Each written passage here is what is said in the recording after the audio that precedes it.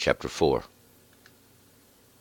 But it came to pass that, when Sanballat and Tobiah and the Arabians and the Ammoni and the Ashdodi heard that the repairing of the walls of Jerusalem went forward, and that the breaches began to be stopped, and then they were very wroth. And they conspired all of them together to come and fight against Jerusalem, and to cause confusion therein. But we made our prayer unto our God, and set a watch against them day and night because of them. And Judah said, The strength of the bearer of burdens is decayed, and there is much rubbish, so that we are not able to build the wall. And our adversaries said, They shall not know, neither see, till we come into the midst of them, and slay them, and cause the work to cease. And it came to pass that when the Jews that dwelt by them came, they said unto us 10 times, You must return unto us from all places. Therefore said I in the lowest parts of the space behind the wall, in the open places, I even set the people after their families with their swords, their spears, and their bows. And I looked and rose up, and said unto the nobles, and to the rulers, and to the rest of the people, Be not you afraid of them. Remember the Lord, who is great and awful, and fight for your brethren, your sons and your daughters, your wives and your houses. And it came to pass, when our enemies heard that it was known unto us, and God had brought their counsel to naught, that we returned all of us to the wall, every one unto his work. And it came to pass from that time forth that half of my servants wrought in the work, and half of them held the spears, the shields, and the bows, and the coats of mail, and the rulers were behind all the house of Judah. They that builded the wall, and they that bore burdens, laded themselves, every one with his own hands, worked in the work, and with the other held his weapon. And the builders, every one had his sword girded by his side, and so builded. And he that sounded the horn was by me. And I said unto the nobles, and to the rulers, and to the rest of the people, The work is great and large, and we are separated upon the wall, one far from another. And in what place soever you hear the sound of the horn, resort you there unto us. Our God will fight for us. So we worked in the work, and half of them held the spears from the rising of the morning till the stars appeared. Likewise at the same time said I unto the people, Let every one with his servant lodge within Jerusalem, that in the night they may be a guard to us, and may labor in the day. So neither I, nor my brethren, nor my servants, nor the men of the guard that followed me, none of us put off our clothes. Every one that went to the water had his weapon. All right, let's go back up, verse 1. We remember yesterday, the last chapter, they started building the wall, setting the gates all the way around. This is of Jerusalem. And each one would build a section, every person, and these were the names we were given in the last chapter. All of those who built their portion around the city, and the walls and the gates thereof. And when we finished, we found out the walls was built halfway up, and we can find out now at this point, the walls are about half finished, and it's starting to be known that they're very serious about getting this job done. The people had a mind to work, we found out, and they are working with haste on the job, and they are getting it done. And we're going to pick it up right here and in verse 1, as they start to close up all the little holes and the breaches, and it starts taking shape. Verse 1. But it came to pass that when Sanballat and Tobiah and the Arabians and the Ammoni and the Ashdodi heard that the repairing of the walls of Jerusalem went forward, and that the breaches began to be stopped, then they were very wroth.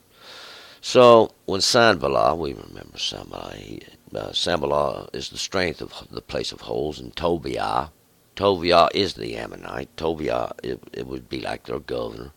Tobiah is the goodness of God. He is over the Ammoni, that's the nations. And the Arabians, that would be their governor, was Geshem. Remember Geshem, he was the rains, and these understandings that come down to the Arabians. And that's those that dwell in the shadows. They dwell back in the shadows of the steps.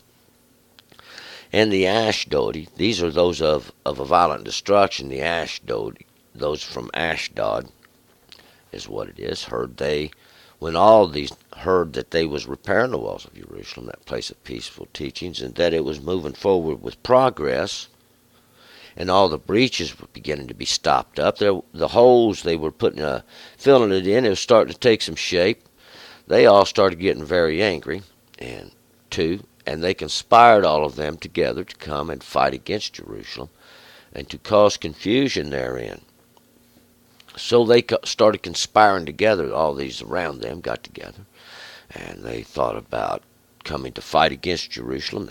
That's that place of peaceful teachings, and cause confusion therein, or cause as much ruckus and damage as they could. Try to make some kind of major uproar to stop the progress of rebuilding that great city. 3. But we made our prayer unto our God and set a watch against them day and night because of them. But we'll find out the people that was working on the wall, they prayed unto God, and God was prospering them in their path, and it was by the hand of God they was doing this. And they set a watch, and these would be guards they set day and night, and it continually. 4. And Judah said, the strength of the bearers of burdens is decayed, and there is much rubbish, so that we are not able to build the wall. So inside of the city in Jerusalem, Judah said, and that's those of Judah, those of praisings, the strength of the bearers of the burdens is decayed.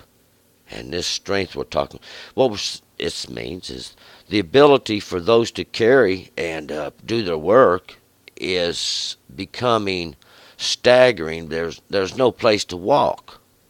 There's much rubbish. There's all kinds of debris in the way.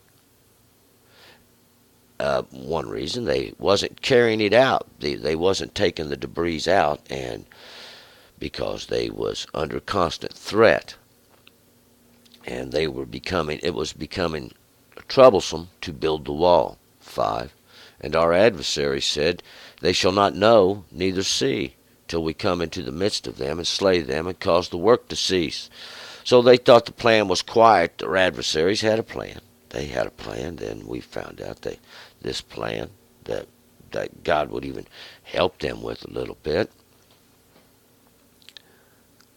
They wouldn't know the difference until we find out the enemy was coming, get right in the midst to slay them. 6. And it came to pass that when the Jews that dwelt by them, they said unto us 10 times, you must return unto us from all places.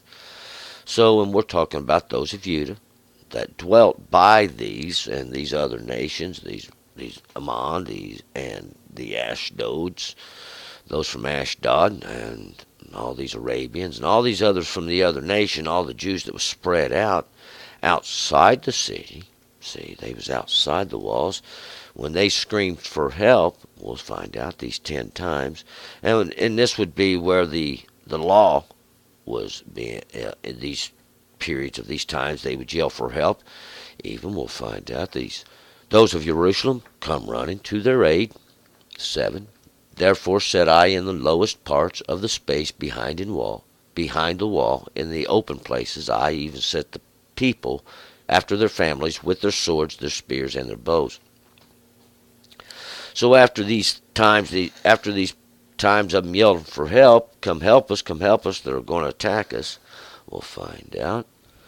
Nehemiah sets up guards around, and he himself hides down, we'll find out, in the lowest places, or he crouches down in the wall and sets guards in the open places, even their people after their families. Everyone who was able-bodied, we'll find out, they got their swords, their spears, and their bows, and these are their weapons of destruction. And today these would be simply it's the law of God. See, these would be the swords, that's the word of God, and the spears, that's those things we can cast forth, see, and that's the judgments that go forth from God with their bows, and that's the law as they bend it. 8. And I looked and rose up and said unto the nobles and the rulers and to the rest of the people, Be not you afraid of them. Remember the Lord, who is great and awful, and fight for your brethren, your sons and your daughters, your wives and your houses. And Nehemiah rose up, and what this is he just kind of takes charge. We'll find out who Nehemiah is here before long. I believe the next chapter is going to give it up, who the letters from Artaxerxes appointed him. But he rose up, he takes charge, and he says unto all the nobles, the rulers, to the rest of the people, he tells everybody, don't be afraid of them. Remember the Lord, who is great and awful. This word awful, that word we wouldn't use today. We would use, he is all great, he is mighty, he is all powerful, he is exceeding in majesty, he is exceeding in ability. And fight for your brethren, and fight for those of the same understanding, your sons, those that come forth from you, and your daughters, these understandings even that come forth from you, your wives. That's those that reflect who you are, and your houses, these abodes which you dwell. 9, and it came to pass, when our enemies heard that it was known unto us, and God had brought their counsel to naught, that we returned all of us to the wall, every one unto his work. So after Nehemiah had strengthened these people who needed the help to defend themselves against the nations all around, they will return to the work. He strengthens them in their spirit. He strengthens in their ability to protect themselves. He sets up the guard, establishes a line of protection. 10, and it came to pass from that time forth that half my servants wrought in the work, and half of them held the spears, the shields, the bows, the coats of mail, and the rulers were behind all the house of Judah. And after this, after it comes to pass, from that time forth, after the guards were established and the security set up, that the servants, my servants, wrought in the work. Half of them held the spears. So he splits up those that are doing the work. And this word servants here is na'ar. And what na'ar is, it's kind of like apprentice. It's somebody like that's under, somebody who's under. The word servant kind of sets off the wrong understanding there. I believe that would refer more like a slave, but it's not. It's somebody who's aiding you in your work. He's an apprentice, most likely. But half of them would take the spears, half of them, these that were doing the work, because we'll find out that the rulers have kind of separated themselves out, and everybody else is kind of being the workers. 11, and they builded the wall, and they that bore burdens laded themselves, every one with one of his hands wrought in the work, and with the other held his weapon. So as they builded the wall, all these that bore the burdens armed themselves. See, they laded themselves. Yeah, they laded themselves with a weapon. And they armed themselves. Every one with one of his hands he did work, and with the other he held his weapon. And that's exactly the way they would work. They would be working armed. 12. And the builders, every one had his sword girded by his side, and so builded. And he that sounded the horn was by me. So we'll find out it was very treacherous time, just like I believe the Bible. And what we're doing, we're actually documenting this treacherous period where they have to do their work armed. They're armed. They have even these builders, every one has his sword girded on his side, right beside him. And this is how he would work. And we'll find out the ones that would sound the warning, that are with Nehemiah. 13. And I said unto the nobles, and to the rulers, and to the rest of the people, the work is great and large, and we are separated upon the wall, one far from another. So Nehemiah he tells the rulers and all the people, look, we're doing a whole lot of work. We're all spread out all along the wall, one far from another. 14. In what place soever you hear the sound of the horn, resort you there unto us, and our God will fight for us. And because we're all spread out all over the wall, and that's that place that separates, that's what it is.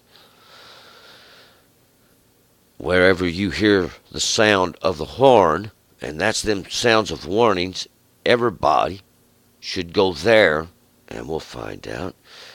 And God will fight for us. That's because there's trouble there. Those of the nations are in great strength, and they're coming against that particular spot. That's what the horn would mean. 15. So we wrought in the work. Half of them held the spears from the rising of the morning till the stars appeared.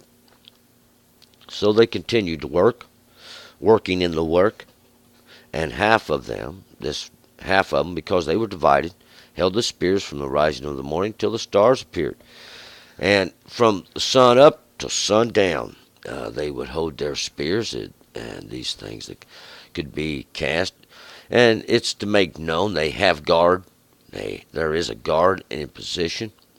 And 16, likewise at the same time said I unto the people, let every one with his servant lodge within Jerusalem, that in the night they may be guard to us, and may labor in the day. Likewise, at this same period, and we'll find out, instead of everybody going out of the camp, everybody was going back home, see. Nehemiah said, everybody stay in the city. Everybody stay within the confines of Jerusalem. That's that place of peaceful teachings. That during the night, during the darkness, we can have a guard, and during the day, we can continue in the work. Even in the understanding, the works can continue. 17, so neither I, nor my brethren, nor my servants, nor the men of the guard that follow me, none of us put off our clothes. Every one that went to the water had his weapon. So neither I, nor my brethren, and the brethren are all these that have the same understanding, that keeping the guard, doing the work, nor my servants, and these servants once again this is the apprentices, those that accompany, these that are doing the work, nor the men of the guard that followed me. And this guard that followed me, we're going to find out, these would be this small force that was traveling around with Nehemiah, and they was constantly surveying, guarding, being a watch. They had the horn. They was going to blow the warning as soon as they seen where the trouble was, and wherever that was the battle would be, that's where you would find them. But none of us put off our clothes. Everyone that went to the water had his weapon. And this word clothes here, it wouldn't be clothes. We can actually just go look at this word. This word clothes is bagad, and that would be treachery, deceit. But I believe what it is none of us put off our intentions. None of us let down our guard. We kept alert. We kept ready constantly. And anybody that went for water, anybody that went to get any understanding, had his weapon with him. Now we're going to find out this. Wherever you went, you was ready constantly. We're going to move forward to chapter 5. Turn and return.